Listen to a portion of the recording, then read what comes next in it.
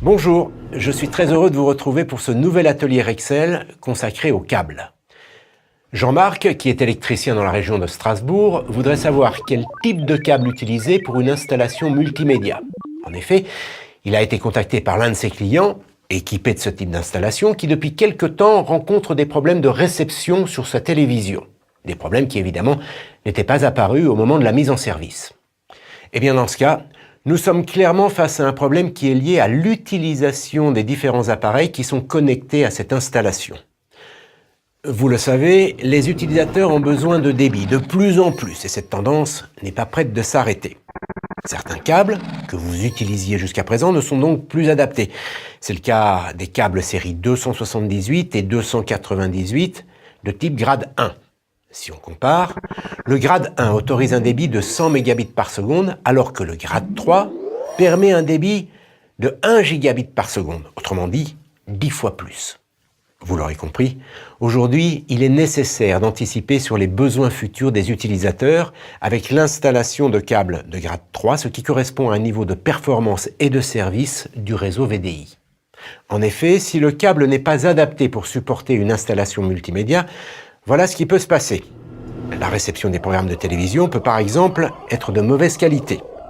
Par ailleurs, la faiblesse du débit va ralentir la vitesse de téléchargement et de navigation sur Internet.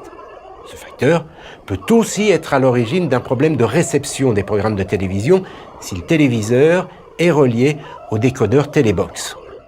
Pour éviter ce genre de problème, il faut privilégier l'installation de câbles grade 3, des câbles qui concrètement sont blindés par paire. Quand un courant électrique circule dans un fil conducteur, il génère un champ magnétique qui peut perturber la circulation du signal dans le fil qui se trouve juste à côté.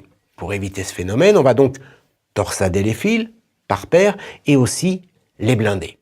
Maintenant, lorsque le signal arrive au niveau du connecteur, le même phénomène se produit. C'est la raison pour laquelle il est conseillé d'utiliser des prises RJ45, non pas comme celle-ci, mais comme celle-là. Des prises qui, comme vous le voyez, sont elles aussi blindées.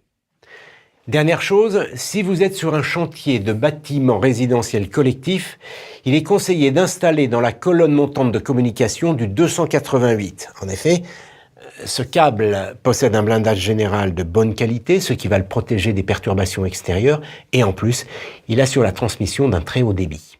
En conclusion, pour réussir votre installation multimédia en résidentiel et pour anticiper les évolutions futures du marché, le choix du câble et de la prise sont essentiels autant que la qualité du raccordement.